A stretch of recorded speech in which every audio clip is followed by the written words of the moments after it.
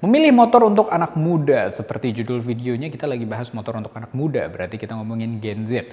Kenapa kok bahas motor tapi malah bahas generasi? Jadi sebenarnya itu kalau kita lihat dari yang baby boomer, abis itu ke generasi Y, X, dan abis itu sekarang udah ada Gen Alpha yang lahirnya 2011 ke atas, itu tuh semuanya mempunyai cara hidup yang berbeda-beda, menyikapi masalah, menyikapi kenikmatan semuanya berbeda-beda. Nah, kalau kita ngomongin tentang Gen Z yang anak-anak muda ini, mereka kepingin semuanya yang cepat, semuanya yang mudah. Nah, muncullah ke pembahasan kita tentang motor Honda Beat terbaru ini. Bisa dilihat Honda mengeluarkan motor terbarunya, Honda Beat Street atau Honda Beat Deluxe 2024. Dari iklannya pun bisa dilihat yang mengutamakan Gen Z, anak muda yang happy dan suka ngevlog dan sangat-sangat mencintai sosial media. Nah, terus kok bisa ke situ? Kita lihat sejarahnya dulu. Honda Beat dari 2008 seperti apa? 2008 sampai 2012. Jadi Honda Beat itu dikeluarkan pertama kali tahun 2008. Waktu itu gue juga melihat langsung dan gue juga senang sama motor itu. Pokoknya itu motor impian anak-anak sekolah SMP yang belum punya SIM maupun yang SMA yang belum punya SIM. Tapi ada juga beberapa yang udah punya SIM. Mungkin karena mereka nggak naik kelas kali. Nah, jadi itu tuh Honda Beat dari 2008 tuh keluar bentuknya kecil seperti yang ini, tapi bahkan lebih kecil lagi. Warnanya itu warna-warna polos yang warna santai. Jadi ada warnanya yang dikhususkan buat perempuan kali ya. Jadi warnanya ada yang pink, habis itu ada yang merah, hitam, putih, dan biru. Tapi kalau di jalan raya paling banyak yang hitam. Jadi diluncurkannya tahun 2008 menggunakan mesin 108cc SOHC karbu. Nah, Beat sendiri punya kependekan dari B Automatic dan suaranya itu sangat-sangat khas dan jadi pembicaraan ya sekarang-sekarang ini. Kalau dulu mungkin terlihatnya biasa saja, tapi suaranya memang unik. Ini suaranya. Matiin lagi. Nah, motor ini digemari sama semua kaum anak muda pada saat itu. Jadi pada saat itu aja anak-anak muda di zaman itu yang sekarang sudah cukup berumur itu juga menggemari motor itu. Kalian bisa temukan motor itu di sekolah, di kampus, dan juga beberapa emak-emak juga menyukai motor itu digunakan untuk ke pasar. Masuk ke 2012 sampai 2014, Beat keluar lagi model terbaru lagi. Nah, udah masuk ke PGM FI. Dari warnanya sendiri juga ada 12 warna dan ditambah dekal yang lebih menarik dari yang sebelumnya. Di sini ukuran bagasinya juga dibedakan sama yang sebelumnya. Ukuran bagasinya 5 kali lebih besar. Memang yang sebelumnya itu kalau dibuka kayak nggak ada bagasi. Dan sekarang itu yang di 2012-2014 itu jauh lebih besar. Nah, masuk ke 2014 sampai 2016, Beat keluar lagi dengan yang terbaru yaitu model Beat ESP dan Beat Pop ESP dengan teknologi CBS dan ESS terdapat di model ini sebagai opsi. Teknologi ACG starter memperhalus suara starternya. Jadi udah nggak ada tuh yang kayak tadi kita play gitu dan udah halus kayak motor-motor sekarang. Jadi emang waktu itu sempat jadi pembicaraan, weh cuy sekarang kalau nyalain motor Beat tuh udah nggak kayak dulu, gak berisik loh, nih gue nyalain. Mana udah nyala udah. Jadi mirip-mirip sama motor listrik dan dulu itu hype banget dan jadi pembicaraan banget. Dan Beat Pop ESP ditargetkan untuk kaum muda dengan desain imut dan berwarna. Warnanya pun juga di sini tersedia 4 warna, ada yang hitam, merah, putih, dan ada putih biru, ada putih merah gitu. Jadi emang desainnya lebih sporty tapi tetap cocok untuk kaum anak muda. Memang Beat tuh dari sejarahnya itu semuanya untuk anak muda. Masuk ke 2016 sampai 2020, jaraknya cukup jauh dari yang sebelum-sebelumnya ya. Ini desainnya ini berubah jadi lebih agresif. Ini juga untuk sekaligus merayakan 10 juta unit yang sudah laku dari Honda ini, ya Honda Beat ini. Dari 2008 sampai 2016. Dia laku 10 juta unit. Nah, di sini sudah masuk ke speedo digital dan analog. Tangki bensinnya sudah menjadi 4 liter. Honda sendiri juga menghadirkan varian baru dari Beat yaitu Beat Street versi naked dari Honda Beat. Jadi memang ada beberapa pilihan di 2016 dan sampai 2020 ini dan memang pilihan warnanya juga banyak. Habis itu juga pilihannya pun juga berbeda. Seperti yang sekarang ini yang akan kita bahas setelah kita bahas sejarahnya. Nah, masuk ke 2020 sampai 2023. 2020-2023 itu masa-masa yang sangat-sangat bersejarah di abad sekarang ini. Dimana ada COVID, habis itu juga ya banyak sih kalau dijelasin. Nah, dari 2020 ke 2023, perubahan modelnya berubah drastis.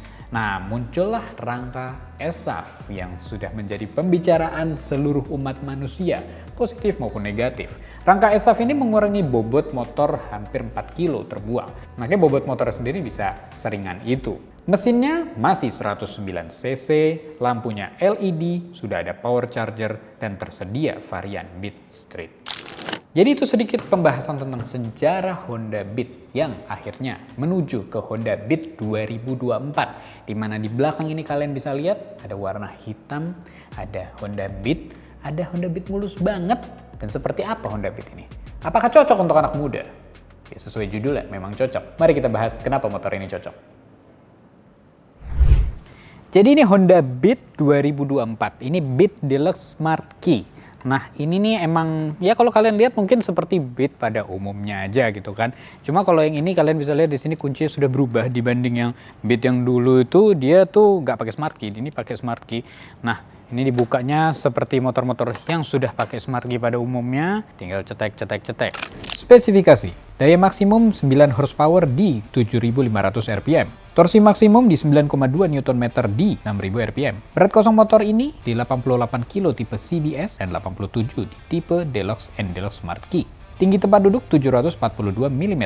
Kapasitas tangki bahan bakar di 4,2 liter. Luas bagasi 12 liter. Tipenya dimulai dari CBS, Deluxe, Deluxe Smart Key, atau Street dengan velg 12 inch.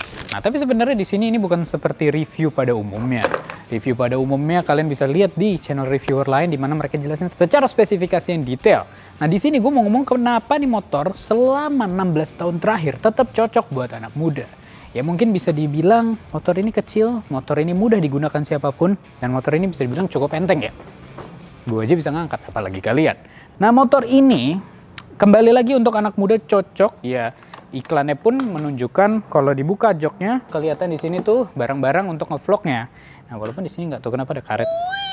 Nah, barang-barang buat ngevlog zaman sekarang juga sudah lebih compact untuk anak muda di luar sana yang barang-barangnya kecil. Aduh, baterai gua habis. Aduh, HP gua mau habis baterainya. Oh, di sini ternyata juga sudah ada charger buat HP. Ada power outlet. Nah, ada yang geber-geber. Nah seperti ini kalian bisa denger di background ada suara yang geber-geber. Sebenarnya itu bengkel sih. Biasanya motor-motor yang dipakai anak muda biasanya dioprek, habis itu juga dimodif untuk menjadi lebih ngap gitu kan. Nah rata-rata para ngap itu juga senang sama motor seperti ini.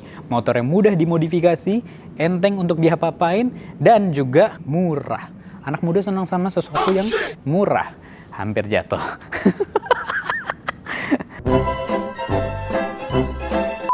Dan ini harganya cukup murah. Motor ini di 18 komaan sampai 19 komaan untuk suatu motor yang namanya Honda Beat.